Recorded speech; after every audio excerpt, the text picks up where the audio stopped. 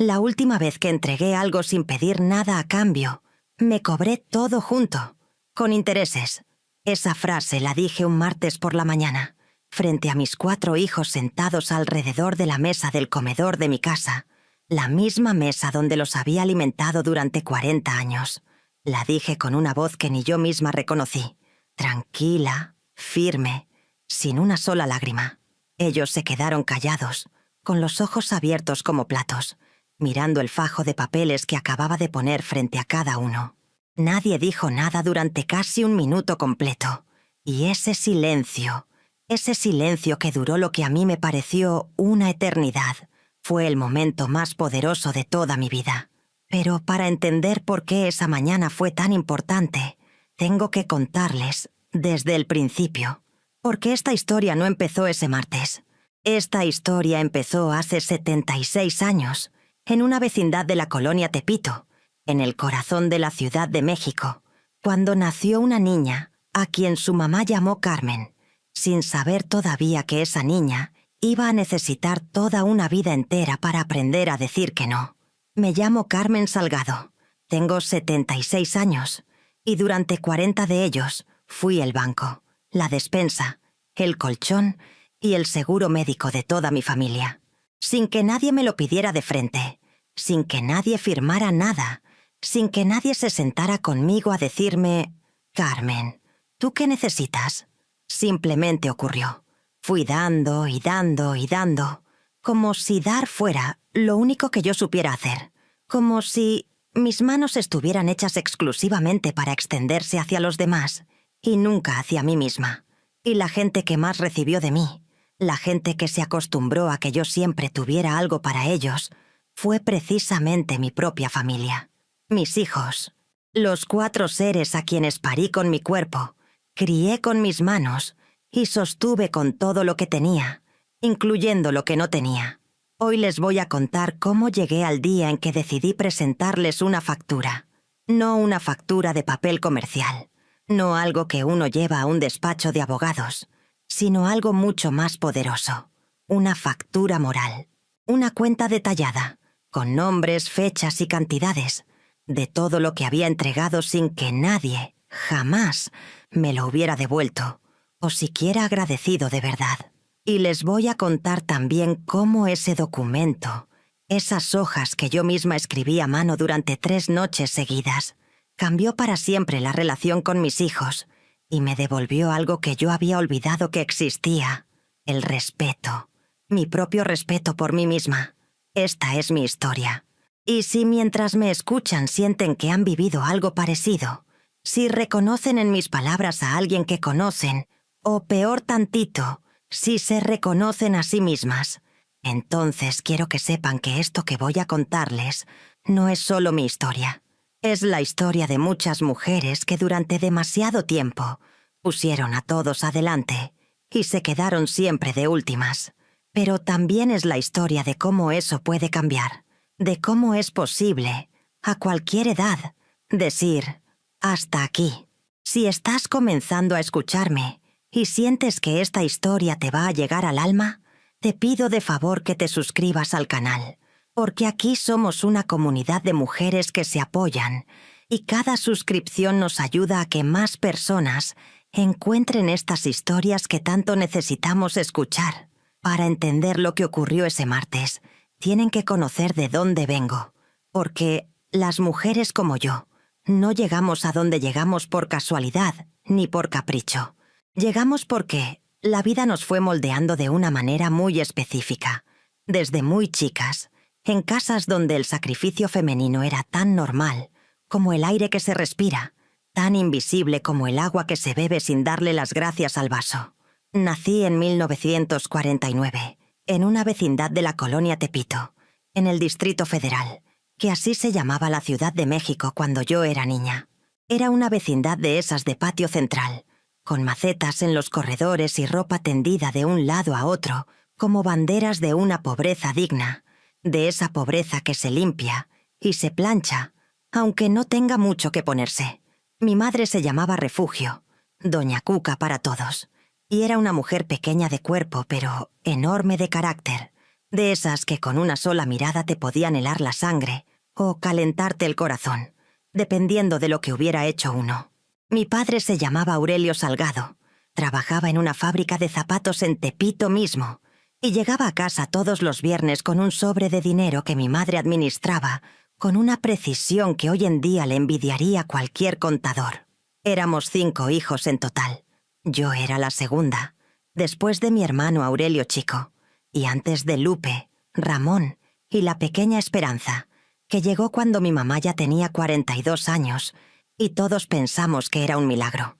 Vivíamos en 2 cuartos, uno donde dormíamos todos los hijos y uno donde dormían mis papás. La cocina era un espacio aparte junto al patio, con una estufa de 2 quemadores y una olla de barro que olía siempre a frijoles y a epazote. Ese olor, el de los frijoles hirviendo con epazote, es el olor de mi infancia. A veces, cuando entro a algún mercado y lo huelo, me tengo que detener un momento porque me regresa de golpe a esa cocina, a mi mamá con el delantal, a la luz amarillenta de un foco sin pantalla, a la sensación de que aunque no había mucho, había suficiente. Mi madre fue mi primer modelo de lo que significa ser mujer en una familia latinoamericana de clase popular. Y digo esto sin reprocharle nada, porque ella hacía lo que sabía hacer, lo que le habían enseñado a hacer, igual que a ella se lo había enseñado su propia madre, y a esa su abuela antes. Mi madre daba sin parar, sin descanso, sin quejarse. Se levantaba antes que todos y se acostaba después que todos. Cocinaba, lavaba, zurcía, negociaba con el carnicero para que le fiara. Llevaba las cuentas de la casa en una libretita de pasta negra que guardaba debajo del colchón. Y nunca la escuché decir, «Estoy cansada» o «Necesito algo para mí». Esas palabras simplemente no existían en su vocabulario. Yo aprendí eso. Lo aprendí tan bien, tan profundamente, que se me metió en los huesos como si fuera calcio. Aprendí que las mujeres dan y los demás reciben. Aprendí que quejarse es de flojas. Aprendí que el amor se demuestra con sacrificio, no con palabras. Y esas lecciones, que en aquella vecindad de Tepito parecían simplemente la forma natural de las cosas, me acompañaron durante toda mi vida y me costaron, a la larga, un precio que tardé décadas en calcular. En la primaria fui buena estudiante. Me gustaba mucho leer y tenía una letra muy bonita, de esas letras redonditas que las maestras ponían de ejemplo. La maestra Dolores, que daba 3er año en la escuela Benito Juárez de la Colonia, me dijo una vez que yo tenía cabeza para estudiar, que debía seguir, que era una lástima que niñas como yo se quedaran en la primaria. Ese comentario se me quedó grabado como una espinita dulce, algo que podía haber sido, y no fue. Porque cuando terminé la primaria, a los 12 años, mi mamá necesitaba ayuda en la casa. Esperancita era muy chica todavía. Ramón andaba en la calle con los amigos y no servía para nada doméstico, y mis papás no podían pagar la secundaria para todos. Así que yo me quedé. Sin que nadie me preguntara, sin que nadie me dijera, «Carmen, ¿tú qué quieres?». Simplemente se asumió que yo me quedaría, porque eso era lo que hacían las hijas mayores cuando la familia lo necesitaba. Y yo me quedé. Y lavé y cociné y cuidé a Esperancita como si fuera mía. Y no dije nada, porque así era. A los 16 años conocí a Ernesto. Ernesto Villanueva era 5 años mayor que yo. Trabajaba de ayudante en una herrería cerca de Tepito y tenía una sonrisa que le llenaba toda la cara. Era moreno, de manos grandes y callosas, con un bigote delgadito que en esa época a mí me parecía lo más elegante del mundo. Me cortejó durante 8 meses, con todas las formalidades de la época. Venía los domingos a la vecindad, platicaba con mi papá en el patio, me traía dulces de tamarindo o una naranja, que era su manera de decirme que pensaba en mí entre semana. Mi mamá lo evaluó con esos ojos suyos que todo lo veían, y dictaminó que era un hombre trabajador y de buenas costumbres. Eso era suficiente.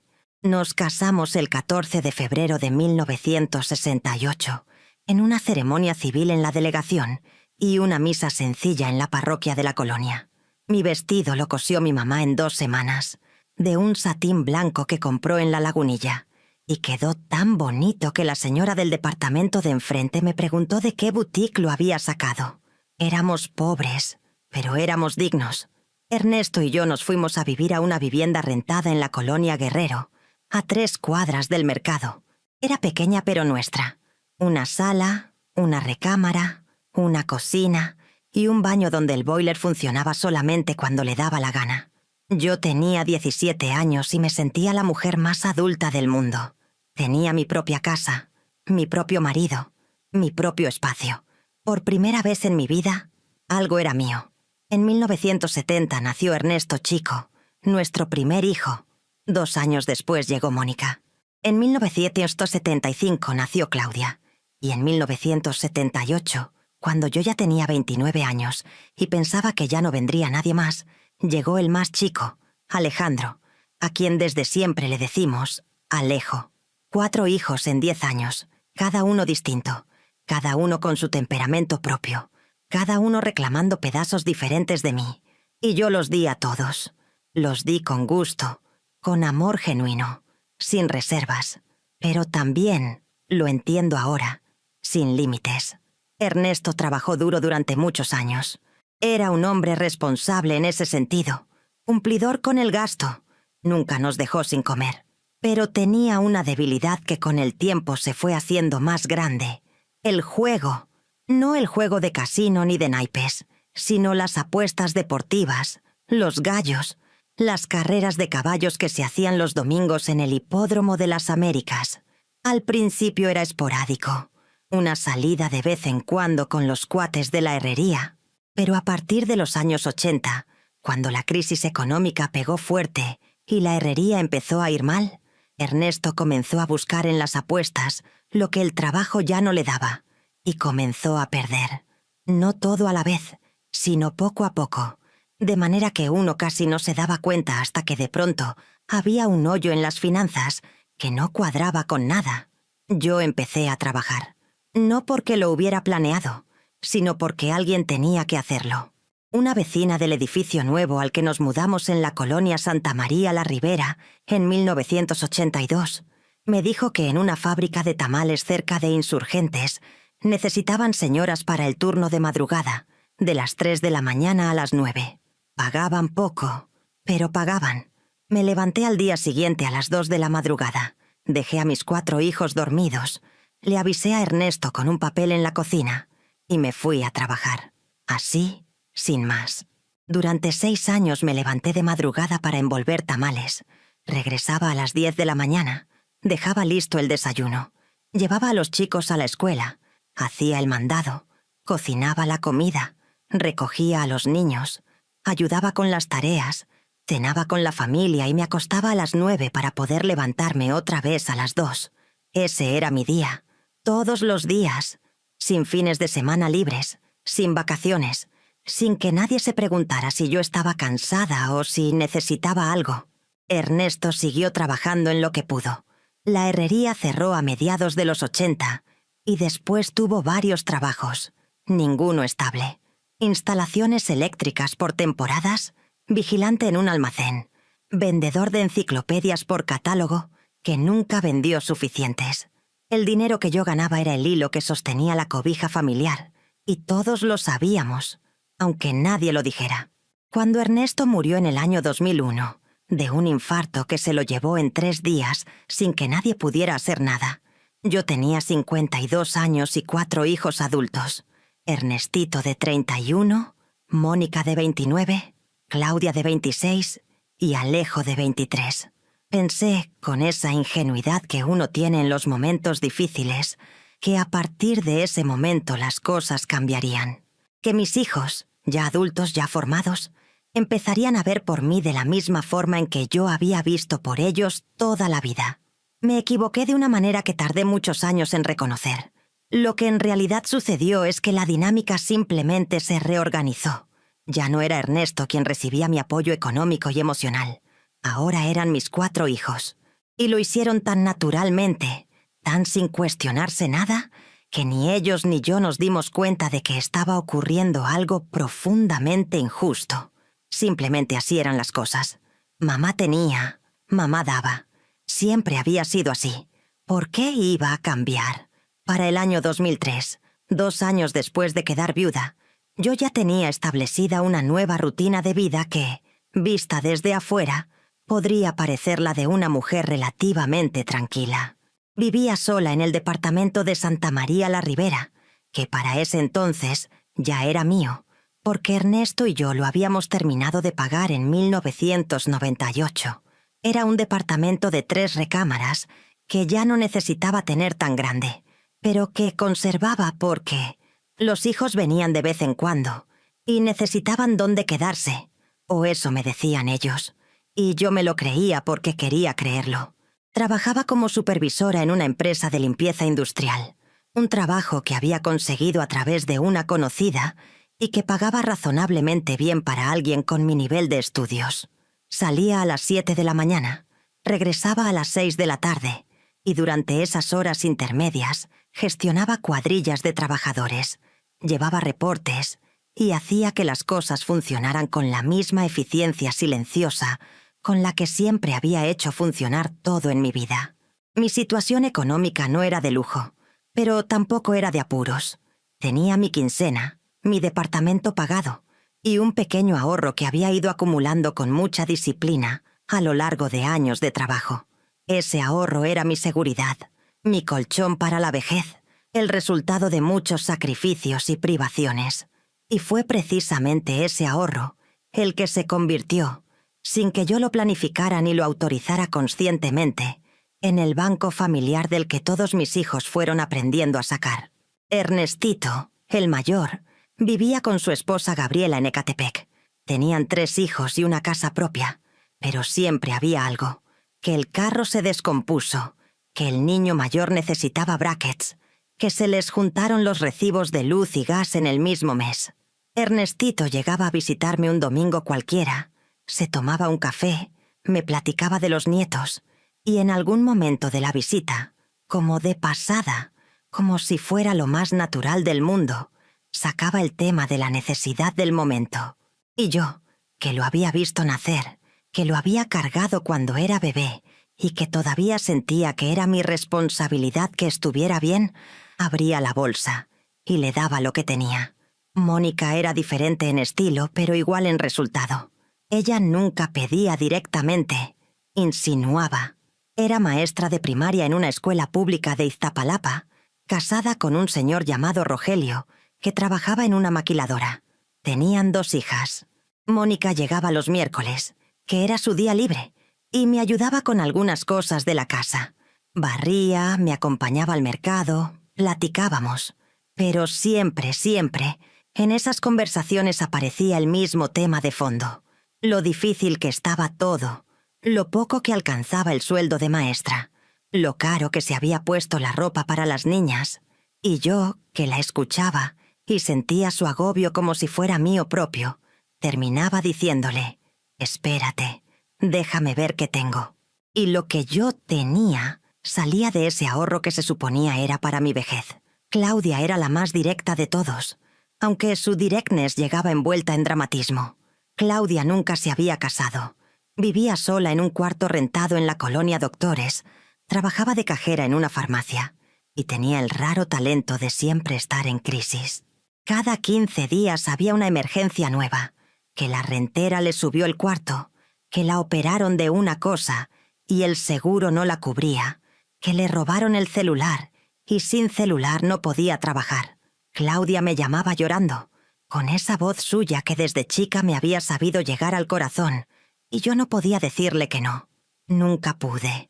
No porque no quisiera, sino porque no sabía cómo. No tenía las palabras para eso. Nadie me las había enseñado. Y luego estaba Alejo, el más chico, el que me costó más trabajo criar, porque llegó cuando yo ya estaba cansada, y porque desde niño fue el más vivo, el más pícaro, el que siempre encontraba la manera de salirse con la suya. Alejo, a sus 25 años, ya tenía 2 hijos con 2 mujeres diferentes y ningún trabajo estable. Vendía cosas, cosméticos, ropa americana de segunda mano, chacharas de las que uno ve en los tianguis. A veces le iba bien, a veces no, y cuando no le iba bien, Llegaba a mi puerta con esa cara de niño travieso que sabe que lo van a perdonar, y yo lo perdonaba, y le daba dinero, y le dejaba quedarse en mi casa por semanas, y lavaba su ropa y le daba de comer, y le hacía la lucha como si todavía tuviera 10 años. Eso era mi vida en 2003, y así siguió siendo durante años, con variaciones, con altibajos, pero siempre con el mismo patrón fundamental. Yo dando, ellos recibiendo. Las señales de que algo no estaba bien llegaron gradualmente, a lo largo de los años, como gotitas de agua que van haciendo un hoyo en la piedra sin que uno note cuándo empezó el desgaste. Hoy, que puedo verlo todo con la claridad del tiempo y de la distancia, me doy cuenta de que hubo momentos muy específicos donde debí haber dicho «ya basta», pero en ese entonces, cada vez que aparecía una señal, yo encontraba la manera de explicarla, de justificarla, de meterla debajo de la alfombra de mis propias racionalizaciones.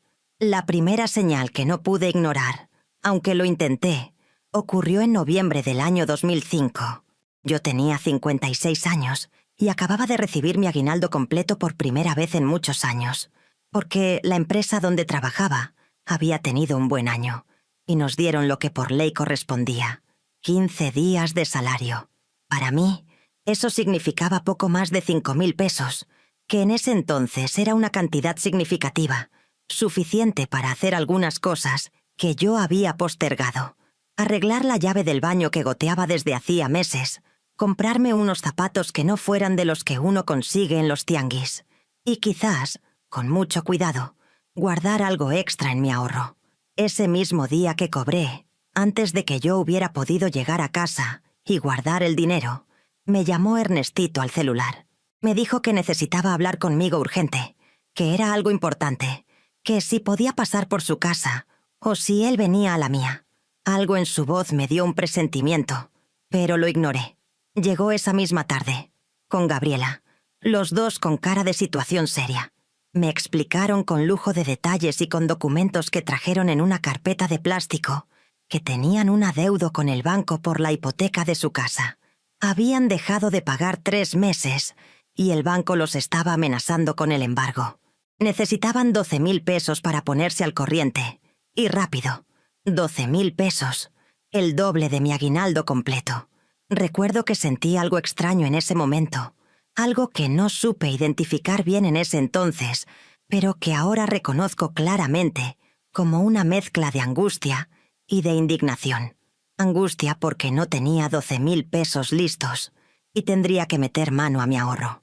E indignación, una indignación borrosa y tímida, porque ese dinero que iban a pedirme era el resultado de años de levantarme a las 6 de la mañana y llegar a casa exhausta. Pero no dije nada de eso. En cambio, pregunté cuándo lo necesitaban. Me dijeron que antes del viernes. Era martes. Fui al banco al día siguiente y saqué los 12.000 pesos de mi libreta de ahorro. Los metí en un sobre y se los di a Ernestito cuando vino por ellos el jueves. Él me dio un abrazo y me dijo: «Gracias, jefa. Te lo juro que te lo regresamos». Gabriela me dijo que era una bendición de Dios tener una mamá así. Me fui a acostar esa noche con una sensación extraña en el pecho, como si me faltara el aire, pero me dije a mí misma que era el cansancio del trabajo. Los 12.000 pesos nunca regresaron. La segunda señal fue más dolorosa porque involucró a Claudia, que siempre ha sido la hija que más llegaba a mi corazón, quizás porque era la más vulnerable, la que más me preocupaba. Era marzo de 2007, un sábado por la mañana. Yo estaba haciendo limpieza general en el departamento, con la radio puesta en un programa de música de los años 70 que me gustaba mucho. Sonó el timbre y era Claudia, con los ojos hinchados de llorar y una bolsa de plástico colgada del brazo. Me dijo que había tenido un problema muy serio con su rentera, que la había corrido sin previo aviso, que no tenía a dónde ir. Le abrí la puerta, la hice sentar, le serví un vaso de agua fría y la dejé llorar cuanto necesitara. Lo que me fue contando en los siguientes 40 minutos fue una historia complicada que involucraba meses de renta atrasada, una discusión con la señora dueña del cuarto y un novio que la había dejado al mismo tiempo que la desalojaban, como si el universo entero hubiera decidido cobrarle todo junto. Me pidió quedarse en mi casa por un tiempo, solo mientras encontraba algo. Le di la recámara de Ernestito, que estaba vacía, y le dije que podía quedarse lo que necesitara. Un tiempo resultaron ser 16 meses. Durante esos 16 meses, Claudia no pagó nada de servicios, no aportó nada para la comida, y en varias ocasiones me pidió prestado dinero para sus gastos personales. Yo le daba porque era mi hija, y porque no sabía qué más hacer. Pero en el fondo de mí, en ese lugar donde una guarda las cosas que no se dice ni a sí misma, algo empezaba a acumularse. Algo que todavía no tenía nombre, pero que pesaba. La tercera señal llegó en un momento que me lastimó de una manera diferente, porque no fue económica, sino emocional. Era mi cumpleaños, el 12 de agosto de 2009. Cumplía 60 años. Para mí, los 60 eran una edad importante, una frontera, un momento que merecía reconocimiento. Llevaba semanas pensando en ese cumpleaños con una ilusión discreta, sin decírselo a nadie, porque no soy de las personas que andan pidiendo que las festejen. Pero pensaba que mis hijos, sin que yo lo dijera, lo sabrían, que harían algo, que ese día alguien aparecería con una torta, con flores, con aunque sea una tarjeta hecha a mano por los nietos. El 12 de agosto amaneció como cualquier otro sábado. Me levanté, me hice un café, me senté en la sala. Esperé. A las 10 de la mañana me llamó Mónica por teléfono. Me cantó las mañanitas y me dijo que quería mucho, que con los gastos de ese mes no había podido organizarse, pero que la siguiente semana me invitaba a comer. Ernestito mandó un mensaje de texto. «Feliz cumple, jefa. Te queremos mucho». Alejo no llamó hasta las 4 de la tarde. Dijo que había estado ocupado, pero que me tenía un detalle y que lo llevaba la siguiente semana. El detalle nunca llegó. Claudia, que en ese entonces todavía vivía en mi casa, me hizo un café de olla y me dijo «Feliz cumple, ma», y siguió viendo la televisión. Me encerré en mi recámara un rato. No lloré, porque soy de las que no lloran fácil, pero me quedé sentada en la orilla de la cama, mirando mis propias manos, y pensé, llevo 40 años siendo el centro de esta familia, el punto al que todos acuden cuando necesitan algo. Hoy necesito algo yo. Necesito que me vean. Y no está nadie. Eso dolió de una manera limpia y precisa, como cuando uno se corta con un papel. Duele más que un golpe grande, pero la herida es pequeña y no sangra visible. Nadie la ve, pero la sientes cada vez que mueves el dedo. La cuarta señal fue la que más me hizo reflexionar sobre el patrón que se estaba formando, porque fue la primera vez que uno de mis hijos me dijo, sin querer, exactamente lo que pensaba de mí. Era octubre de 2011. Alejo había venido a pedirme dinero para un negocio que quería poner. Una estética de uñas acrílicas en Tepito, con una socia que él decía que era muy trabajadora y de confianza. Me pidió 15.000 pesos para la renta del local y los materiales iniciales. Yo le dije que no tenía esa cantidad de inmediato, que tenía que ver cómo le hacía. Alejo se molestó, y en esa molestia dijo algo que se me quedó grabado para siempre, quizás porque fue la primera vez que alguien lo dijo en voz alta. «Ay, ma, si siempre tienes. Para eso trabajas, ¿o no? Para algo tiene que servir tu dinerito. Para eso trabajas. Para algo tiene que servir tu dinerito». Lo dijo con la naturalidad de quien dice una verdad que todo el mundo conoce y que no tiene nada de malo. Y yo me quedé muda. No porque no tuviera qué decir, sino porque de pronto vi, con una claridad que me atravesó de arriba a abajo, que así era exactamente como me veía mi propio hijo, como una fuente de recursos, como un banco que trabajaba, que ahorraba, que administraba, para que otros pudieran disponer cuando lo necesitaran. Esa noche no dormí bien. Me quedé dando vueltas en la cama, escuchando el ruido de la calle, pensando en esa frase. Y aunque todavía no sabía qué ibas a hacer con lo que sentía, algo en mí se había movido. Algo que antes estaba quieto, ahora estaba despierto. La quinta señal llegó de Mónica, y fue quizás la más inesperada porque Mónica siempre había sido la más discreta, la más considerada en apariencia. Era enero de 2014. recién entrado el año. Yo había tenido problemas de salud, una infección en el riñón que me mandó al hospital 3 días y que me dejó débil y con una serie de medicamentos que costaban bastante. Fue la primera vez en muchos años que yo necesitaba algo. Concretamente, necesitaba que alguien viniera a ayudarme en casa mientras me recuperaba, porque estaba físicamente muy cansada y los medicamentos me hacían sentir mareada. Llamé a Mónica, que vivía más cerca que los otros, y le expliqué la situación. Me dijo que con mucho gusto, que contara con ella, que el miércoles venía sin falta. El miércoles llegó. Me trajo una sopa de pasta que había hecho en su casa, me acomodó las cosas de la cocina, me ayudó a tender la cama. Estuve muy agradecida. Pero al terminar, mientras yo descansaba en el sillón todavía con el mareo, Mónica se sentó a mi lado y sacó un tema que no tenía nada que ver con mi salud: las colegiaturas de su hija mayor, que quería entrar a una universidad privada. Me estuvo hablando durante 20 minutos de los planes de su hija, de cuánto costaba la carrera, de que el sueldo de maestra no alcanzaba para eso. Yo la escuchaba con los ojos entrecerrados, sintiendo el mareo, y de pronto caí en cuenta de que Mónica había venido a ayudarme, sí, pero también, al mismo tiempo, a plantarme una semilla, y que esa semilla, si yo la regaba con dinero, sería lo que realmente había venido a buscar. No era maldad, era el patrón que ya todos habíamos normalizado. Pero verlo así, en ese momento, sintiéndome enferma y débil, me produjo una tristeza muy profunda que tardé varios días en digerir.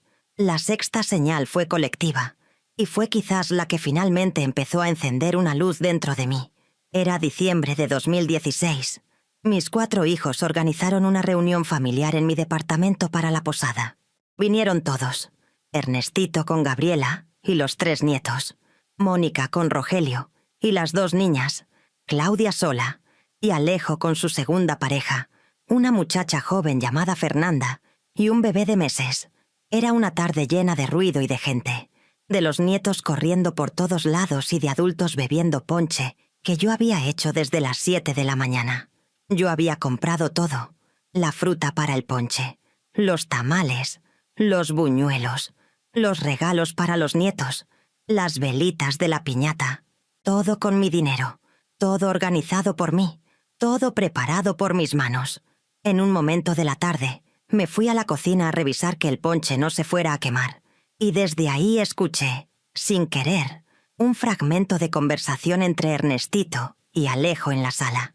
Ernestito decía algo en voz baja que no escuché completo, pero al final dijo claramente: «Total, para eso está la jefa, para que todo salga». Y Alejo se rió, una risa cómplice, de los dos, tranquila, sin ningún tipo de conciencia de que lo que decían era exactamente el resumen de toda una vida mía convertida en servicio. Para eso está la jefa, para que todo salga. Me quedé parada junto a la estufa, con la cuchara de madera en la mano, mirando el ponche burbujear. No me moví por casi un minuto. Sentí algo que no era exactamente coraje, ni tristeza, sino algo más frío, algo que se parecía a la claridad. Era como cuando de pronto se va la neblina y uno ve el paisaje completo, con todos sus detalles, sin filtros. Vi mi vida con una precisión que nunca antes había tenido. Décadas de dar sin recibir, de estar sin ser vista, de existir para los demás sin existir para mí misma. Y en ese momento, parada junto a la estufa del ponche, en mi propia cocina, algo en mí tomó una decisión que todavía no tenía forma, que todavía no sabía cómo iba a ejecutar, pero que era firme e irreversible. Esto tiene que cambiar, y voy a ser yo quien lo cambie. La séptima señal, que llegó apenas unos meses después, fue la que terminó de convencerme de que no podía esperar más. Era marzo de 2017. Yo tenía 67 años y llevaba 3 meses pensando en jubilarme. La empresa de limpieza donde trabajaba me había dicho que mis años cotizados me daban derecho a una jubilación, no enorme, pero suficiente para vivir modestamente si era cuidadosa. La idea de jubilarme me daba a la vez alivio y miedo. Alivio porque estaba físicamente cansada de los años de trabajo, y miedo porque significaba reducir mis ingresos de forma permanente. Decidí platicarlo con mis hijos, como lo había hecho siempre con las decisiones importantes. Los reuní un domingo en mi departamento, sin decirles de qué se trataría la reunión, y cuando llegaron les expliqué la situación, que pensaba jubilarme, que mis ingresos bajarían, que tendría que ser más cuidadosa con el dinero. Esperaba, no sé por qué, algún tipo de apoyo emocional. Quizás que alguien dijera, «Mereces descansar, ma, te lo has ganado». O que alguien preguntara, «¿En qué te podemos ayudar nosotros?». Lo que ocurrió fue diferente. Ernestito preguntó de inmediato cuánto sería la jubilación, y cuando le dije la cantidad aproximada, hizo una cara que claramente decía que le parecía poca. Alejo preguntó si aún así yo iba a poder echarle la mano de vez en cuando, como si mis planes de jubilación fueran relevantes principalmente en función de lo que él pudiera seguir recibiendo. Mónica dijo que bueno, que ella lo entendía, pero que esperaba que eso no afectara el apoyo que yo le daba a su hija para la universidad. Y Claudia preguntó si cuando ya no trabajara yo tendría más tiempo para ayudarla a hacer trámites, como si mi retiro fuera una oportunidad de conseguir más de mi tiempo en lugar de menos. Nadie dijo, «¿Y tú, ma? ¿Tú cómo estás? ¿Qué necesitas? ¿Qué quieres para esta nueva etapa?». Nadie. Me quedé mirándolos uno por uno alrededor de mi mesa, esa mesa donde los había alimentado durante décadas, y por primera vez en mi vida sentí algo que no había sentido nunca antes. Urgencia. La urgencia de actuar. La urgencia de cambiar las reglas de un juego que yo misma había permitido que se estableciera así. Esa noche, después de que todos se fueron, me senté en la mesa con un cuaderno y un lápiz, y empecé a escribir. Si en este momento sienten que esta historia les está tocando algo por dentro, les pido que le den like al video. Ese pequeño gesto nos ayuda muchísimo a que más mujeres puedan encontrar estas historias. Sigan escuchando, porque lo que viene es lo más importante de todo. El año 2018 fue el año en que tomé la decisión más importante de mi vida adulta. Llevaba 12 meses jubilada, y aunque al principio había sentido cierto alivio de no tener que madrugar ni reportar ante nadie, también había empezado a sentir algo nuevo, una angustia sorda y persistente que no me dejaba del todo tranquila. Mis ahorros habían bajado de manera considerable en los últimos años, más de lo que yo hubiera querido. Los préstamos que nunca regresaron, los gastos que yo había absorbido sin que me los pidieran directamente, las emergencias familiares que siempre terminaban siendo mis emergencias, aunque fueran de otros. Todo eso se había ido acumulando en silencio, y ahora, con ingresos reducidos, el horizonte se veía más angosto. Para ese año mis 4 hijos seguían con las mismas dinámicas de siempre. Ernestito había mejorado económicamente. Su empresa de construcción iba bien. Vivía en una casa más grande en Naucalpan. Y sin embargo, el último préstamo que me había pedido, de 20,000 pesos para una inversión en materiales, seguía sin aparecer en ninguna forma de pago. Mónica había logrado que su hija entrara a la universidad, con apoyo significativo de mi parte, y ahora hablaba de que la segunda hija también quería estudiar. Claudia había encontrado trabajo nuevo en una clínica dental como asistente. Ganaba mejor, pero sus hábitos financieros seguían siendo caóticos y seguía llegando con la mano extendida de vez en cuando. Y Alejo, siempre Alejo, el eterno adolescente atrapado en el cuerpo de un hombre de 40 años, seguía con negocios que arrancaban con promesas enormes y terminaban en nada, y seguía esperando que su madre lo sostuviera entre proyecto y proyecto. Yo, mientras tanto, empecé a hacer cálculos. Primero en mi cabeza, porque siempre fui buena para los números, a pesar de no haber terminado la escuela. Después en el cuaderno de pasta negra que me compré en la papelería de la esquina, igual al que usaba mi mamá para las cuentas de la casa.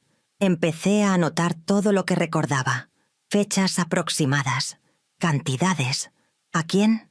¿Para qué?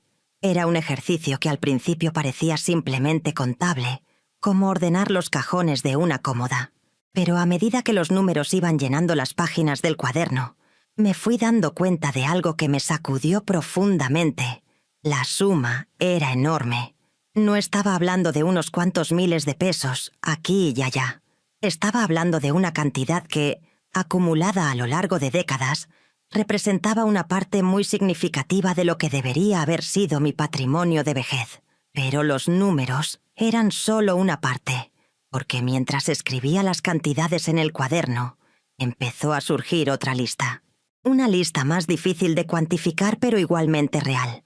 Los años que había trabajado de noche para que hubiera dinero cuando Ernesto no alcanzaba. Los cumpleaños que no me habían festejado. Los sábados que había pasado sola, porque los hijos tenían sus propios planes. Las enfermedades que había soportado sin que nadie viniera a cuidarme. Los proyectos personales que nunca había tenido tiempo de perseguir. Los sueños que había postergado sin edí, porque siempre había algo de la familia que atender primero. Esas cosas no tenían precio en el mercado, pero tenían un peso moral que yo había cargado sola durante 40 años, sin que nadie se lo reconociera. Fue en ese proceso de escritura cuando se me ocurrió la idea. No llegó de golpe, sino que fue tomando forma poco a poco, como cuando uno ve una imagen que al principio parece borrosa y de repente enfoca. ¿Y si lo hacía literal? ¿Y si tomaba todo lo que había dado, todo lo que había puesto, todo lo que había sacrificado, y lo ponía en un documento formal, detallado, con nombres y cantidades, como si fuera efectivamente una factura? No para cobrarla con dinero, no para llevarla a un juzgado, sino para hacerlo visible, para sacar a la luz lo que todos habían preferido dejar en la sombra, que yo había financiado, emocionalmente y económicamente, la vida de mi familia durante 40 años, y que nadie lo había reconocido jamás de frente. La idea me quitó el sueño durante semanas. Había noches en que me levantaba a las 2 o las 3 de la madrugada, me hacía un té de manzanilla y me sentaba en la cocina con mi cuaderno, añadiendo cosas, cruzando y recalculando. Mi mente trabajaba con una intensidad que no recordaba haber sentido en mucho tiempo. Era como si algo que había estado dormido dentro de mí hubiera despertado de pronto y no quisiera volver a dormirse. Al mismo tiempo, empecé a sentir miedo. El miedo que siente cualquier persona que está a punto de hacer algo que sabe que va a cambiar todo. ¿Y si mis hijos se enojaban? ¿Y si se alejaban? ¿Y si perdía la relación con ellos? Esas preguntas me rondaban, especialmente en las madrugadas, cuando el silencio del departamento se ponía muy denso. Pero luego pensaba en Alejo diciendo, «Para eso trabajas. En Ernestito y Sue, para eso está la jefa. En el cumpleaños de mis 60 que nadie festejó. En la reunión donde me jubilé. Y nadie preguntó qué necesitaba yo. Y el miedo se transformaba en algo más sólido. En convicción. También empecé, por primera vez en mucho tiempo, a hablar con alguien sobre lo que me pasaba. Tenía una amiga de muchos años, Dolores, a quien le decíamos Lola, que vivía en la colonia Doctores, y con quien me veía los jueves para ir al mercado y tomar un café después. Lola era viuda también, tenía 2 hijos, y era una mujer de carácter muy claro, de esas que dicen lo que piensan sin andarse por las ramas. Cuando le fui contando todo, poco a poco, en esos jueves de mercado, Lola me escuchó sin interrumpirme. Y cuando terminé, me miró con esos ojos suyos tan directos y me dijo algo que yo nunca le había escuchado decirle a nadie y que me dejó sin palabras. «Carmen, si tú misma no te pones precio, los demás te ponen el suyo y siempre va a ser muy barato». Esa frase me la llevé a casa ese jueves y la puse junto a todas las demás cosas que estaba procesando. Y fue como la última pieza de un rompecabezas que de pronto encajó. No iba a hacer esto por coraje, no iba a hacer esto por venganza, iba a hacerlo por dignidad. Mi dignidad, que había estado esperando durante décadas que alguien la reconociera, y que finalmente había decidido no esperar más.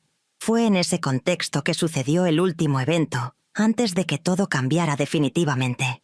Fue un viernes por la tarde de octubre de 2018.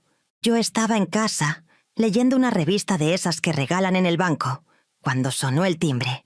Era Alejo, sin avisar, acompañado de Fernanda y el niño, que ya tenía 3 años y se llamaba Leonardo. Alejo traía cara de urgencia, esa cara que yo ya conocía tan bien que podía leerla antes de que abriera la boca. Me explicó que tenía una oportunidad de negocio muy buena. Un conocido le quería vender su puesto de tacos en el tianguis de los sábados en Tepito. Un puesto establecido, con clientela, con todos los permisos. Era una oportunidad real, me dijo, de la que por fin podría generar ingresos estables. Solo necesitaba 30.000 pesos para el traspaso, y necesitaba saberlo antes del lunes, porque el otro comprador ya estaba a punto de cerrar. 30.000 pesos, antes del lunes. Era viernes por la tarde. Escuché todo lo que me dijo sin interrumpirlo. Fernanda asintió en silencio mientras él hablaba. El niño corría por la sala tocando todo. Cuando Alejo terminó, hubo un silencio. Y en ese silencio, yo tomé mi decisión. No le dije que sí, tampoco le dije que no. Le dije que necesitaba pensarlo, que me llamara el lunes. Alejo puso una cara que no esperaba. Estaba acostumbrado a que yo dijera que sí, o a que dijera, déjame ver, que era mi manera de decir que sí mientras acomodaba los números. Pero esta vez, algo en mi voz o en mi cara le dijo que algo era diferente. Me miró un momento, asintió lentamente y se fue. Ese fin de semana no lo pasé pensando en los 30.000 pesos de Alejo. Lo pasé preparando lo que llevaba meses construyendo en mi cuaderno. Lo pasé dándole la forma final a lo que iba a ser el siguiente martes, cuando llamaría a mis 4 hijos para una reunión. Ese martes cambiaría todo. El martes llegó con una de esas mañanas de Ciudad de México que parecen pintadas. Cielo azul limpio, aire fresco que todavía no había sido vencido por el smog del mediodía. Una luz que entraba por las ventanas del departamento, con esa calidad dorada que solo tiene el sol de octubre cuando se porta bien. Yo me había levantado a las 5 de la mañana, mucho antes de que el despertador sonara, porque no había dormido más de 3 horas seguidas en toda la noche. No era nerviosismo exactamente, o no solo nerviosismo. Era algo más parecido a la adrenalina que debe sentir alguien que lleva meses preparando algo muy importante y sabe que el momento ha llegado por fin. Me bañé despacio, con agua caliente, dejando que el vapor me envolviera y me ayudara a organizar los pensamientos. Me puse la blusa azul marino que guardaba para las ocasiones importantes, la de botones pequeños de nácar que me había comprado en el centro el año anterior y que todavía olía a ropa nueva cuando la sacaba del closet. Me peiné con cuidado, me puse los aretes de plata que habían sido de mi mamá y me miré en el espejo del baño durante un momento largo. Vi a una mujer de 69 años con el pelo gris recogido, la espalda derecha, y una mirada que no reconocí de inmediato porque era una mirada que hacía mucho tiempo no me ponía. La mirada de alguien que sabe exactamente lo que está a punto de hacer y no tiene miedo de hacerlo. Hoy, Carmen, me dije a mí misma en voz muy baja, apenas un susurro que solo yo pude escuchar en ese baño silencioso de la mañana. Hoy se acaba esto. Fui a la cocina y preparé café de olla, de ese que se hace con canela y piloncillo, el que me había enseñado a hacer mi mamá y que yo seguía preparando exactamente igual décadas después. Mientras el café hervía, saqué del cajón de la cocina el sobre de manila donde había guardado las copias del documento que había preparado durante semanas. 4 copias, una para cada hijo, más el original que quedaría conmigo. Las revisé por última vez, aunque ya me las sabía de memoria. Estaban perfectas. La reunión era a las 11 de la mañana. Había llamado a cada uno de mis hijos el domingo, con voz tranquila y sin dar detalles, diciéndoles únicamente que necesitaba verlos, que era algo importante, que por favor vinieran. Todos habían dicho que sí, aunque con distintos grados de curiosidad. Ernestito había preguntado si estaba bien de salud. Mónica había preguntado si había algún problema con la casa. Claudia había dicho que llegaba sin falta. Y Alejo, que todavía esperaba mi respuesta sobre los 30.000 pesos, había llegado el más rápido de todos a confirmar. Pasé las horas de la mañana en una calma que me sorprendió a mí misma. Desayuné un pan dulce con el café, lavé los trastes, limpié la mesa del comedor con el trapo húmedo que olía a jabón de lavanda, usé 4 vasos con agua y el azucarero en el centro, como lo hacía siempre cuando tenía visitas. Hice todo con movimientos lentos y precisos, como si cada gesto fuera deliberado, como si estuviera preparando no solo la mesa, sino también mi propio interior para lo que vendría. A las 10:45 empezaron a llegar. Claudia fue la primera, puntual para variar, con una bolsita de galletas que había comprado en la tienda de la esquina porque, según ella, siempre era bueno llegar con algo. Ernestito llegó 5 minutos después, sin Gabriela, con cara de hombre que acaba de salir de una junta de trabajo. Mónica llegó cargando una bolsa grande y con Rogelio afuera en el carro, esperando, porque había dicho que tenía prisa. Y Alejo fue el último, a las 11:10, oliendo a colonia barata, y con esa sonrisa suya de siempre, la que lo hacía ver más joven de lo que era. Los senté a todos en el comedor. Yo quedé de pie al principio, con el sobre de Manila en las manos, mirándolos. Ellos me miraban a mí con distintas expresiones. Ernestito con esa cara de ejecutivo que adoptaba cuando quería parecer que tenía el control. Mónica con una sonrisa tensa. Claudia acomodándose en la silla como quien no sabe bien qué esperar. Y Alejo con los ojos entre curiosos y esperanzados, seguro de que la reunión tenía que ver con su negocio de los tacos. Respiré. No profundamente, no de manera dramática. Simplemente respiré, como cuando uno recuerda que tiene que hacerlo. Y hablé. Les dije que los había reunido porque había algo que necesitaba decirles, algo que llevaba mucho tiempo preparando y que era importante para mí que lo escucharan con atención. Les dije que no estaba enferma, que no había ninguna emergencia, que la casa estaba bien. Les dije que lo que iba a compartirles era un documento que había elaborado con mucho cuidado durante varios meses y que quería que lo leyeran antes de que cualquiera dijera nada. Puse frente a cada uno una hoja. Varias hojas, en realidad. El documento tenía 4 páginas, escritas con mi mejor letra, a mano, porque quería que supieran que lo había hecho yo misma, con mi tiempo y mi esfuerzo, sin ayuda de nadie. El título del documento decía, en letras grandes que yo había subrayado 2 veces, con el mismo lápiz del cuaderno, factura de servicios prestados, 40 años de apoyo económico, emocional y logístico. Carmen Salgado, viuda de Villanueva. Emisora. Ella misma. Receptores.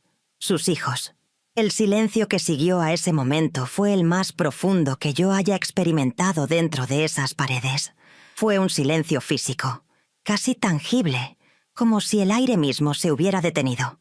Podía escuchar el tic-tac del reloj de la cocina, el ruido distante de un camión en la calle, el sonido de alguien tragando saliva.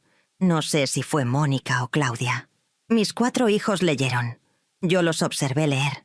Lo que habían encontrado en esas páginas era una lista detallada, cronológica, meticulosa, de todo lo que yo había dado a lo largo de 40 años.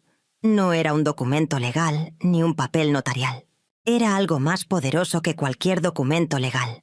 Era la verdad escrita con tinta, sin ambigüedades, sin posibilidad de decir que no había ocurrido. La primera sección del documento era la lista de apoyos económicos directos. Estaban todos, con fechas aproximadas y cantidades. Los 12,000 pesos de la hipoteca de Ernestito en 2005, el dinero para los brackets de los nietos, los préstamos de Claudia durante sus años de inestabilidad, los avances que le había dado Alejo para sus negocios sucesivos, los gastos de la carrera universitaria de la hija de Mónica. No estaban todos los montos exactos porque no había guardado recibos. Nadie me había dado recibos nunca, pero sí los aproximados, calculados con honestidad y sin exagerar. El total de esa primera sección ascendía a una cantidad que yo misma me había sorprendido de calcular, cerca de 380,000 pesos a lo largo de las décadas, equivalente, actualizado a valores de 2018, a algo muy cercano a los 600,000 pesos. La segunda sección era diferente. Era la que me había costado más trabajo escribir, no porque los hechos fueran difíciles de recordar, sino porque ponerles precio era un ejercicio que me incomodaba a mí misma, que me hacía sentir cosas contradictorias. Esa sección se llamaba Servicios no remunerados, y contenía una lista de todo lo que yo había hecho que no era dinero, pero que tenía un valor real en el mercado. Los años que trabajé de noche para sostener el gasto familiar cuando Ernesto no alcanzaba, había calculado el equivalente a un salario mínimo de ese período, multiplicado por los años, y la cifra era considerable. El tiempo que cuidé a mis nietos en las vacaciones y los puentes para que mis hijos pudieran trabajar. Había calculado una tarifa de guardería promedio por esas horas, y la suma era también significativa. Los meses en que Claudia vivió en mi casa sin pagar nada, lo había convertido a renta equivalente del mercado para ese año y esa zona. Los viajes al médico, los trámites, las gestiones que había hecho para todos, cada uno con su tiempo estimado, multiplicado por lo que valdría ese tiempo si yo hubiera cobrado por él. La tercera sección era la que más silencio produjo cuando llegaron a ella. Se llamaba costo emocional, y yo sabía cuando la escribí que era la más difícil de aceptar para ellos, porque era la más personal, la más incómoda, la que no se podía convertir en números sin que doliera. Ahí estaban los cumpleaños sin festejar, mencionados por año. La reunión de jubilación donde nadie preguntó qué necesitaba yo. Las enfermedades que había padecido sola. Los planes personales postergados indefinidamente. Los años de trabajo nocturno sin que nadie me preguntara si estaba bien. No le había puesto precio a eso. Lo había dejado en blanco, con un paréntesis que decía: este renglón no tiene valor en pesos, pero tiene un valor que todos ustedes conocen y que nunca han reconocido en voz alta.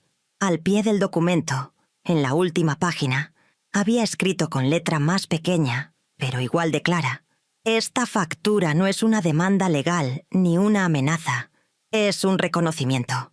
Es la contabilidad de una vida entera entregada con amor, pero sin reciprocidad.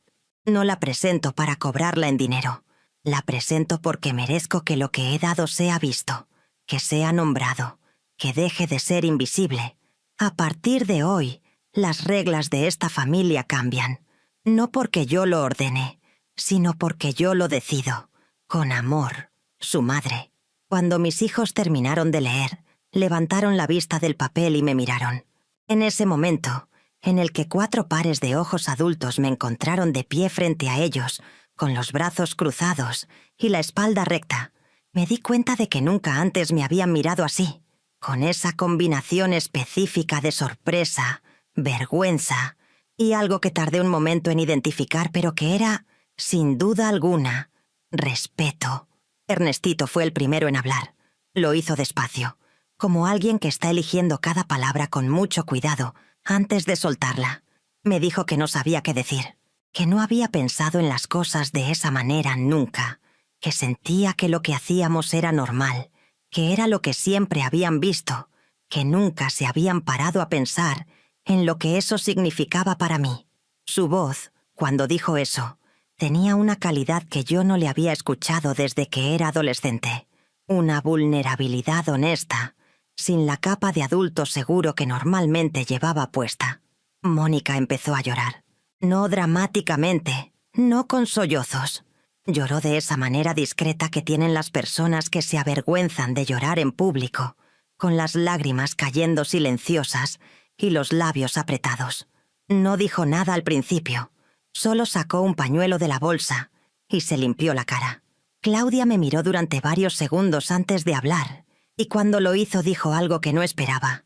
Me pidió perdón, directamente, sin rodeos, sin excusas previas. Me dijo que lo sentía, que sabía que había abusado de mi generosidad muchas veces, que tenía claro que no me había tratado con el respeto que merecía. Fue la respuesta más honesta de las 4, y también, en cierta forma, la que más me conmovió internamente, aunque no lo mostré. Y Alejo que siempre tenía algo que decir, que nunca se quedaba sin palabras, que tenía para todo una respuesta rápida y una sonrisa lista. Alejo no dijo nada durante casi 3 minutos.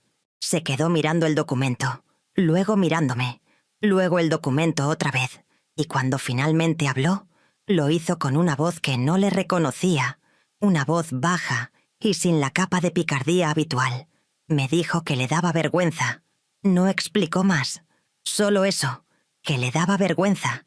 Y esas 4 palabras, viniendo de él, valieron más que un discurso.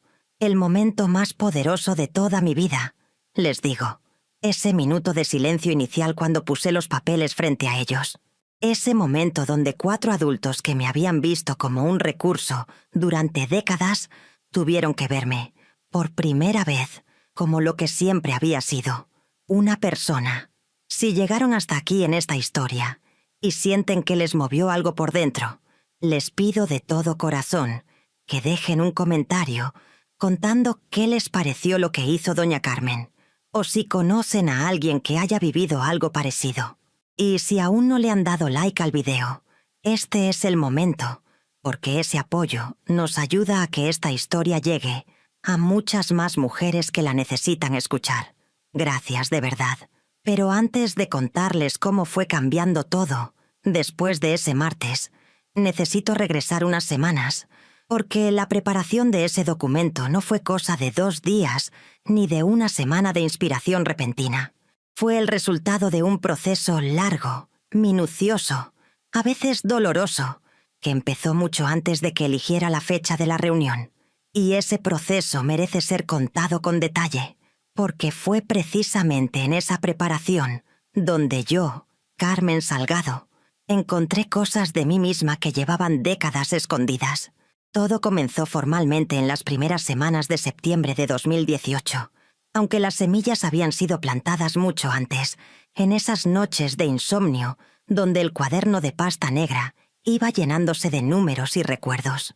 Fue cuando decidí dejar de simplemente anotar y empezar a sistematizar. Había una diferencia importante entre ambas cosas. Anotar era desahogarse, poner en papel el desorden emocional que llevaba dentro. Sistematizar era otra cosa. Era convertir ese desorden en algo coherente, estructurado, inapelable. Me fui a la papelería que estaba a 2 cuadras de mi casa, la misma donde llevaba comprando libretas y plumas desde que llegué a vivir a Santa María la Ribera, y compré un cuaderno de contabilidad de los grandes, de esos de pasta dura verde con las páginas rayadas en columnas. También compré una regla, un plumón negro de punta fina y un corrector de cinta.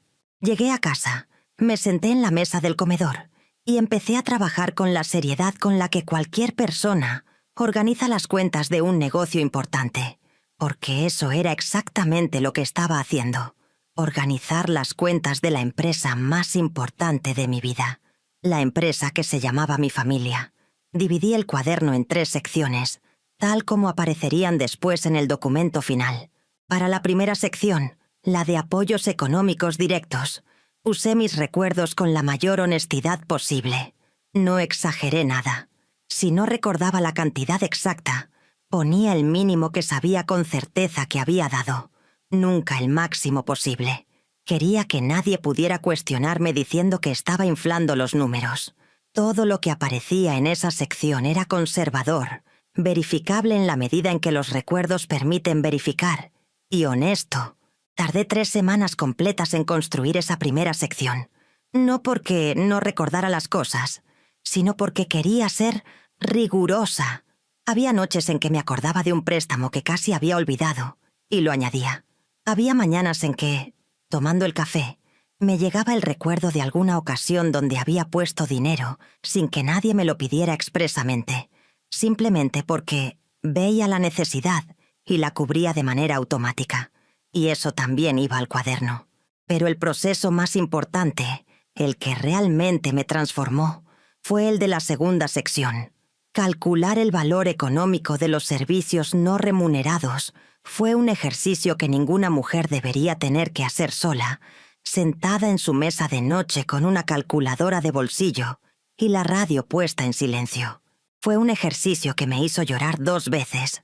No de tristeza exactamente, sino de una especie de asombro doloroso. El asombro de ver en números lo que la vida de una mujer vale cuando se convierte en servicio. Para calcular el valor de los años que trabajé de noche para sostener el gasto familiar, investigué cuánto había ganado yo en esos años y cuánto del dinero había ido directamente a cubrir gastos que deberían haber sido compartidos, pero que recaían sobre mí. Para calcular el valor del cuidado de los nietos, consulté en Internet, en el cibercafé que estaba cerca del mercado, cuáles eran las tarifas promedio de guarderías y niñeras en la Ciudad de México. Para calcular el valor de los meses de Claudia en mi casa, pedí informes en varias inmobiliarias del barrio sobre precios de renta de habitaciones en la zona. Todo eso lo hice sola, con metodología, con paciencia, con la misma seriedad con la que había manejado las cuentas del hogar durante décadas. Y cuando sumé todo, me quedé mirando el número final durante un buen rato, porque era más grande de lo que había imaginado incluso en mis estimaciones más generosas. Era una cantidad que representaba, en términos prácticos, lo que yo podría haber tenido en ahorros si hubiera guardado para mí lo que di a los demás. Era la diferencia entre la vejez que tenía y la vejez que podría haber tenido. No sentí amargura cuando vi ese número. Sentí claridad. Esa claridad fría y limpia que a veces parece crueldad, pero en realidad es lo opuesto. Es la única base posible para tomar decisiones reales, en lugar de seguir actuando desde la confusión emocional. La tercera sección, la del costo emocional, fue la que más tiempo tomó no en términos de cálculos, sino de reflexión. Porque escribir sobre los cumpleaños sin festejar, sobre las enfermedades solitarias, sobre los planes postergados, requería de mí un tipo de honestidad diferente. Requería que me permitiera reconocer, en palabras concretas, sobre papel concreto, que había sufrido, que había habido momentos donde me sentí invisible, que el amor que sentía por mis hijos, que era real y genuino, había coexistido durante años con una sensación de abandono que yo nunca había nombrado, porque nombrarla me había parecido una debilidad o una ingratitud. Escribir esa sección me tomó 5 noches. Cada noche podía avanzar un poco, y luego tenía que parar porque la emoción se ponía demasiado intensa. No llanto. Insisto, porque yo no soy de las que lloran fácil, pero sí una especie de congoja física. Una presión en el pecho que requería que me levantara, me sirviera un vaso de agua, caminara un poco por el departamento antes de poder regresar a la mesa. Cuando terminé las 3 secciones, pasé otros 3 días redactando el texto introductorio y la conclusión del documento. Quería que el lenguaje fuera claro pero no agresivo, firme pero no amenazante. Quería que mis hijos lo leyeran y sintieran la verdad de lo que decía sin sentirse atacados, al grado de ponerse a la defensiva antes de poder asimilarlo. Eso requería un equilibrio muy fino en las palabras, y lo trabajé con el mismo cuidado con el que uno trabaja un bordado delicado, con paciencia, volviendo a empezar cuando el trazo no salía bien, hasta que el resultado fue exactamente lo que quería. Las 4 copias las hice a mano, una por una, durante el fin de semana previo a la reunión. Me senté en la misma mesa del comedor, con mi mejor pluma, y copié el documento 4 veces con la mayor calidad de letra que podía producir. Quería que la presencia física del documento dijera algo incluso antes de que lo leyeran, que lo había hecho yo, con mis propias manos, con tiempo y deliberación, que no era un impulso ni un arrebato emocional, que era el resultado de un proceso serio, pensado, ejecutado por una mujer seria que sabía exactamente lo que estaba haciendo. También hice algo más, algo que al principio me pareció excesivo, pero que al final resultó ser una de las decisiones más importantes de todo el proceso. Le conté a Lola, mi amiga de los jueves, todo el plan con detalle, una semana antes de la reunión. No para pedirle permiso ni para que me validara, sino porque necesitaba decirlo en voz alta a alguien de confianza, escucharme a mí misma explicándolo, verificar que seguía siendo algo que quería hacer cuando lo ponía en palabras ante otra persona. Lola me escuchó con atención completa, sin interrumpir, hasta que terminé. Luego me preguntó una sola cosa: ¿estás segura de que lo haces por ti y no para hacerles daño a ellos? Le dije que sí, que estaba segura, que si hubiera querido hacerles daño, las formas disponibles eran muchas más efectivas que un documento escrito a mano, que lo que quería era ser vista, que lo que quería era cambiar las reglas, que lo que quería era recuperar mi propia vida antes de que se me acabara el tiempo para vivirla. Lola asintió. Luego dijo: «Entonces hazlo, y no te disculpes después». Esas últimas 4 palabras las llevé conmigo como un escudo invisible durante los días siguientes. Cada vez que el miedo intentaba convencerme de que era demasiado, que era una exageración, que iba a lastimar a mis hijos, regresaba a esas 4 palabras: «No te disculpes después». No me disculparía después, porque no habría nada de qué disculparse. La preparación también incluyó algo más práctico que el documento en sí: prepararme para las reacciones. Porque yo sabía, con la certeza que da conocer a 4 personas durante toda su vida, que cada uno de mis hijos reaccionaría de una manera diferente, y que yo necesitaba estar lista para todas ellas sin perder el centro. Ernestito reaccionaría con racionalidad y quizás con algo de autoridad performativa, esa actitud de hijo mayor que a veces adoptaba como si fuera el portavoz oficial de la familia. Necesitaba estar preparada para no dejar que esa autoridad me intimidara, recordarme a mí misma que yo era su madre, no su empleada ni su subordinada. Mónica reaccionaría con emoción, probablemente con lágrimas, y eso era lo que más me preocupaba porque las lágrimas de Mónica siempre habían tenido el poder de hacerme ceder. Necesitaba prepararme para aguantar sus lágrimas sin claudicar, recordándome que el llanto de ella no invalidaba mi verdad. Claudia reaccionaría de manera impredecible, porque Claudia siempre era la más impredecible. Podía ir desde el enojo defensivo hasta el arrepentimiento genuino, y cualquier cosa en medio. Necesitaba estar lista para todo eso sin engancharme en ningún extremo. Y Alejo, el más difícil de todos, reaccionaría con su instinto de supervivencia social, que siempre lo había llevado a encontrar la salida más conveniente en cualquier situación. Necesitaba observar si esa instancia producía en él algo genuino o simplemente otra capa de adaptación táctica. Me preparé para todo eso hablando conmigo misma en el espejo del baño, cosa que nunca había hecho antes y que me hizo sentir ligeramente ridícula al principio, pero que resultó ser extraordinariamente útil. Practicaba las frases que diría si alguien se enojaba, las respuestas que daría si alguien cuestionaba los números, el silencio que mantendría si alguien intentaba desviar el tema. Me preparé para ser inmovible no con agresividad, sino con calma absoluta, que es la forma de firmeza más poderosa que existe y también la que más cuesta aprender. La noche del lunes, la víspera de la reunión, no cené mucho.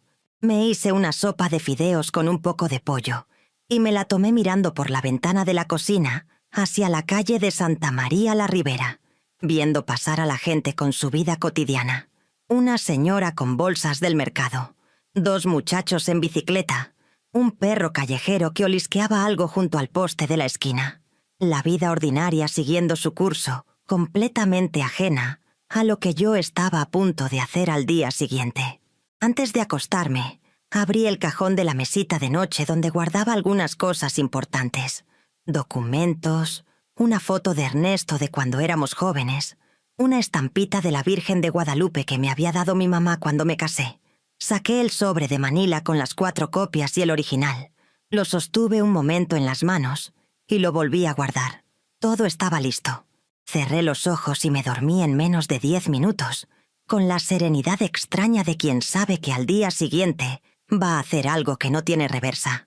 Después de ese martes en el comedor, después de ese silencio que lo cambió todo, las cosas no se transformaron de golpe ni de manera dramática. Las transformaciones reales no funcionan así. No hay un momento mágico donde todo queda resuelto y la vida se reorganiza perfectamente en el instante siguiente. Lo que hay son días, semanas, meses de pequeños cambios que se van acumulando hasta que un día uno mira para atrás y se da cuenta de que el paisaje es completamente diferente al que había dejado atrás. Los primeros días después de la reunión fueron raros. Mis hijos se fueron del departamento ese martes con las copias del documento en la mano y con una atmósfera entre ellos que yo podría describir como electricidad contenida. Todo estaba cargado, pero nadie estaba seguro todavía de cómo descargarlo. Yo los dejé ir sin decir mucho más. Había dicho lo que tenía que decir. Lo demás le correspondía al tiempo. Durante los 3 días siguientes, no recibí llamadas. Eso era inusual, porque normalmente alguno de los 4 me llamaba por alguna razón cotidiana. Que si tenía la receta de tal cosa, que si sabía el teléfono de tal persona, que si podía guardarles tal encargo. El silencio de esos 3 días lo interpreté correctamente como lo que era. El silencio de personas que están procesando algo que no saben bien cómo manejar. El primero en llamar fue Ernestito. El 4.º día, un viernes por la tarde. Su llamada duró casi 40 minutos y fue una de las conversaciones más largas e importantes que hemos tenido en toda nuestra relación de madre e hijo.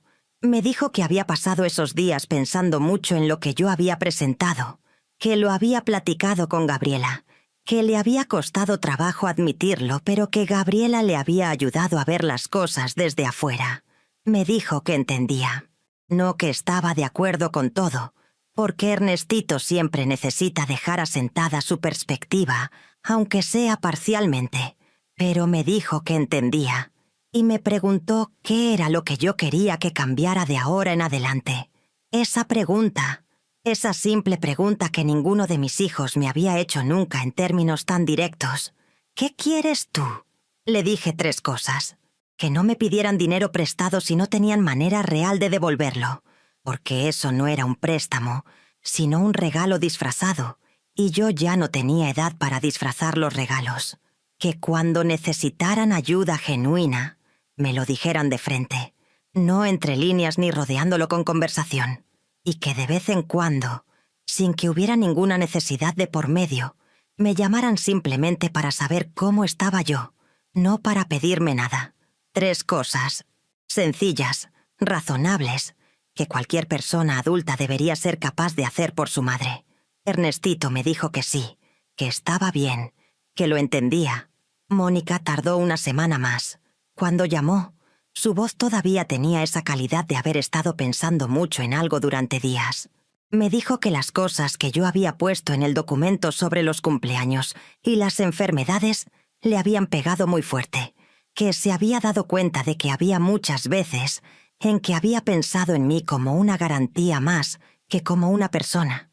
No lo dijo exactamente con esas palabras, pero eso fue lo que quiso decir, y ambas lo sabíamos. Me dijo que quería que las cosas fueran diferentes. Le dije que yo también. Claudia fue la más rápida en transformarse en acciones concretas.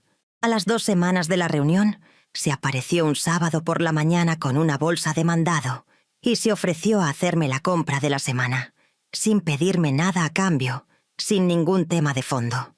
Llegó, hizo el mandado, ordenó la alacena, se tomó un café conmigo y se fue. Así nada más.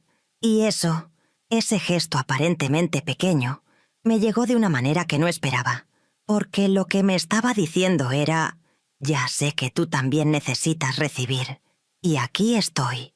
Alejo fue el más lento, como había sido siempre el más lento para todo lo que requería madurez. No desapareció, que era lo que yo secretamente temía. Siguió llamando, siguió viniendo, pero algo en su actitud cambió con una sutileza que tardé un tiempo en identificar. Ya no llegaba con cara de necesidad ni con la energía de quien está a punto de pedir algo. Llegaba distinto, más tranquilo, como alguien que está intentando aprender una manera diferente de relacionarse, pero todavía no la domina del todo y sabe que no la domina. Lo que sí puedo decir con certeza es que en los meses que siguieron a la reunión, Alejo no me pidió dinero una sola vez, y eso, para quien lo conoce, es significativo. Los cambios en la dinámica familiar fueron haciéndose más visibles a medida que avanzaban las semanas. Ernestito empezó a llamarme los domingos. No siempre, pero con regularidad, para platicar sin ningún motivo práctico. Fue algo pequeño, pero que significaba muchísimo. El reconocimiento de que yo existía más allá de mi utilidad. Mónica empezó a organizarse para que las 2 nos viéramos una vez al mes para comer juntas, justo nosotras 2, sin hablar de dinero ni de problemas, sino simplemente para estar. En el ámbito más práctico, también hubo cambios concretos. Ernestito me regresó. en 2 abonos, una parte del dinero que me había pedido a lo largo de los últimos años. No todo, porque no era posible, pero una parte significativa que llegó a mi cuenta bancaria con una nota que decía simplemente: «Esto es parte de lo que te debo, jefa. Gracias». Esos pesos fueron a mi ahorro de vejez directamente, sin tocarlos, como una pequeña reparación de un tejido que llevaba años deshilachándose. Claudia, por su parte, empezó a ser más autosuficiente de una manera que, siendo honesta, nunca habría imaginado. Como si el documento hubiera producido en ella un efecto de espejo que la obligó a verse también a sí misma, que una mujer adulta necesita construir su propia estabilidad en lugar de apoyarse permanentemente en otra. Empezó a ahorrar, a hacer presupuestos, a decirme en nuestras conversaciones de los sábados cuánto había guardado esa quincena. Me convertí de pronto en alguien a quien le contaba sus avances en lugar de sus crisis. Ese cambio de dirección en la narrativa me llenó de una satisfacción que no sabía bien cómo nombrar, pero que era profundamente real. Y en mi propia vida también todo fue cambiando. Tenía más energía, no la energía física de la juventud, que ya no regresa aunque uno quiera, sino otra clase de energía, la energía que uno tiene cuando ya no está cargando el peso de todos los demás encima. Empecé a hacer cosas que había postergado durante años. Me inscribí en un taller de tejido que daba una señora del barrio los martes por la tarde. Algo que sonaba pequeño, pero que, para mí, representaba algo enorme. Un espacio para mí, pagado con mi tiempo, sin ningún propósito práctico, puro placer. Empecé a salir más seguido con Lola. No solo los jueves de mercado, sino también algunos sábados al cine o a caminar por el Parque México. Empecé a leer más, a terminar los libros que antes dejaba a medias, porque siempre había algo más urgente que atender. También hice algo que me sorprendió a mí misma. Empecé a escribir. No el cuaderno de cuentas, sino otra clase de escritura. Empecé a contar, en un cuaderno diferente, historias de mi vida. Recuerdos de la vecindad de Tepito, de mi mamá en la cocina, de los primeros años con Ernesto, de las madrugadas en la fábrica de tamales. Escribía despacio, sin prisa, con la misma letra cuidadosa de los documentos, pero con un tono completamente diferente, el tono de alguien que está recuperando su propia historia, que la está poniendo en palabras porque le pertenece y merece existir en algún lado. La relación con mis nietos también cambió, aunque de una manera que no esperaba. Antes, con los nietos, yo era principalmente la abuela que daba cosas, dinero para los antojitos, ropa en las temporadas, el lugar a donde llegaban cuando papá y mamá no podían llevarlos a ningún lado. Después de ese martes, sin que yo lo planeara específicamente, empecé a tener con los nietos otro tipo de conversaciones. El nieto mayor de Ernestito, Daniel, que ya tenía 16 años, empezó a visitarme por su cuenta los sábados. Llegaba sin avisar, se sentaba en la sala, me preguntaba cosas. Un día me preguntó directamente sobre el documento, porque sus papás le habían comentado algo. Me preguntó si me había dado miedo hacerlo. Le dije que sí, un poco, pero que el miedo no era razón suficiente para no hacer lo que era correcto. Me escuchó con una atención que me sorprendió viniendo de un adolescente, y al final me dijo: «Oiga, abuela, usted es muy chingona». Me reí. Fue la primera vez en muchos años que reí de esa manera, desde el estómago, con genuina alegría. Los cambios también llegaron en formas más simbólicas. Ese diciembre de 2018, el primero después de la reunión, mis hijos organizaron por primera vez, sin que yo lo pidiera, una posada para mí. Vino todo el mundo, los 4, sus parejas, los nietos, pero esta vez yo no compré nada, no cociné nada, no organicé nada. Ellos se dividieron las responsabilidades. Mónica trajo los tamales, Ernestito puso las bebidas, Claudia hizo el ponche, y Alejo, que nunca se le ha dado bien la cocina, llegó con una caja de buñuelos de la panadería de la esquina y con la piñata que los nietos destrozaron con entusiasmo feroz. Yo me senté en mi propio sillón, en mi propia sala, y los dejé hacer todo. Y fue la posada más hermosa de mi vida adulta. No porque hubiera sido la más elaborada o la más cara, sino porque fue la primera donde alguien más cargó el peso y yo simplemente estuve presente para disfrutarla. El año 2019 trajo consigo un nivel de tranquilidad que yo no recordaba haber tenido en mucho tiempo. Mis relaciones con los 4 hijos seguían siendo complicadas en algunos aspectos, porque la realidad es que 40 años de dinámica no se deshacen completamente en unos meses. Había todavía momentos de tensión, momentos donde el viejo patrón intentaba reaparecer como un fantasma familiar, una insinuación aquí, una expectativa no dicha allá. Pero yo ya tenía las herramientas para identificarlo y nombrarlo, y eso hacía toda la diferencia. Lo que más cambió fue algo interior, invisible para cualquier persona que me viera desde afuera. Cambió la manera en que me veía a mí misma. Habría sido muy fácil, y quizás más cómodo, seguir siendo la Carmen de toda la vida, la que da, la que aguanta, la que no pide, la que está ahí para todos. Pero esa Carmen estaba agotada. Esa Carmen había sacrificado décadas de su propia vida por una forma de amor que en realidad era una forma de invisibilidad. La Carmen que emergió después de ese martes era diferente. Seguía siendo generosa. Seguía amando a sus hijos con la misma profundidad de siempre. Seguía siendo la abuela que hacía la mejor sopa de fideos del barrio. Pero era una Carmen que también existía para sí misma, que se daba permiso de necesitar cosas, que podía decir no sin sentir que el mundo se le venía encima. Ese cambio de percepción propia no fue inmediato ni lineal. Hubo días difíciles, días donde la culpa intentaba instalarse en mi pecho como la humedad en las paredes, sigilosa, persistente, casi imperceptible hasta que ya era una mancha. Días donde me preguntaba si no habría sido mejor seguir como siempre, si mis hijos me verían diferente ahora de una manera que no me gustara, si había sacrificado algo irrecuperable por el documento y la reunión. Pero esos días eran cada vez menos frecuentes, y aprendí a manejarlos con una herramienta sencilla.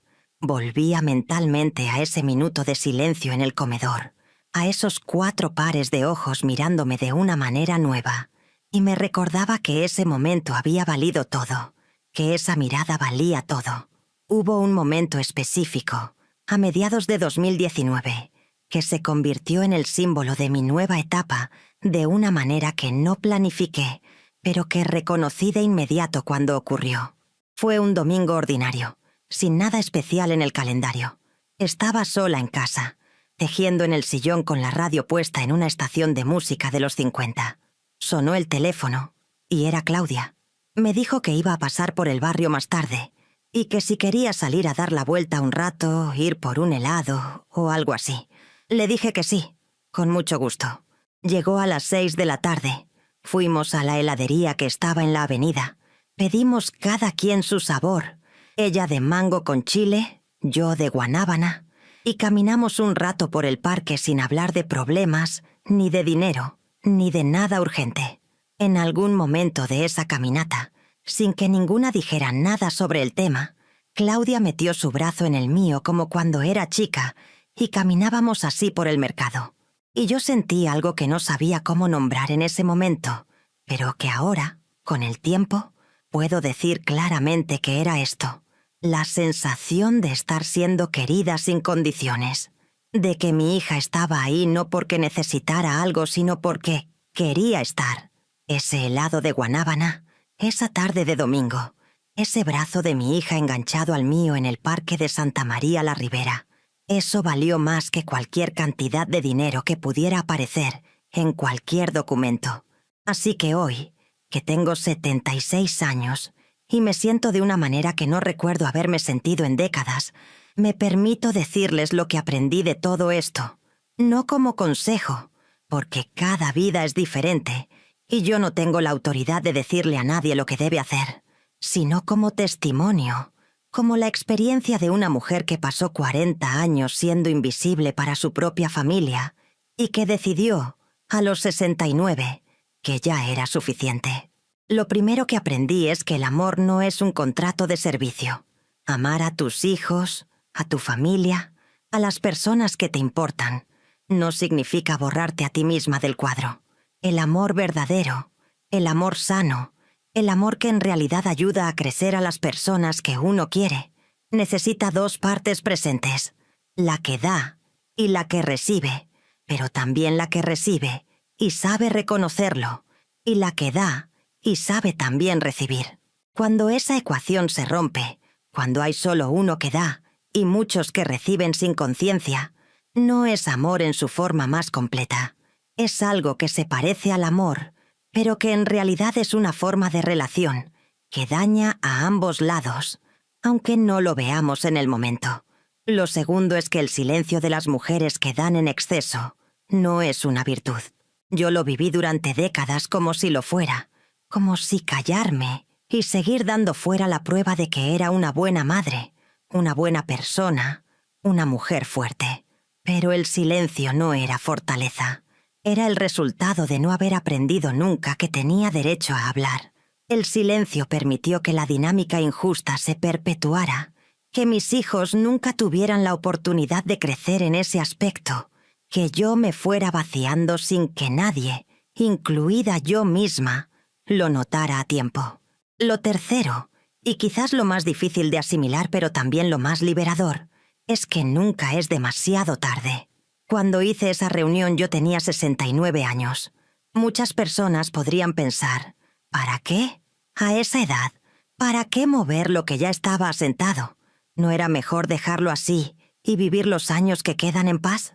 Pero la paz que yo tenía antes de ese martes no era paz real, era resignación. Y la resignación puede parecerse mucho a la paz desde afuera, pero por dentro es completamente diferente. La paz que tengo ahora, después de ese martes, es otra cosa. Es una paz que se construyó sobre la verdad, sobre el reconocimiento, sobre relaciones que ahora tienen una base más honesta que la que tenían antes. A todas las mujeres que están escuchando esto, especialmente las que reconocen algo de su propia vida en lo que les he contado, quiero decirles directamente, usted tiene derecho a existir, no solo a existir como madre, como abuela, como sostén familiar, como la que siempre está, sino a existir como persona con necesidades propias, con historia propia, con derecho a recibir tanto como ha dado durante toda una vida. No se necesita un documento formal para cambiar las cosas. No se necesita una reunión dramática en el comedor. Lo que se necesita es una decisión interior, firme, tomada con la claridad de quien sabe que lo que ha estado ocurriendo no está bien y que tiene el poder de cambiarlo. Esa decisión puede tomar formas muy diferentes, dependiendo de quién sea una y cuál sea su situación.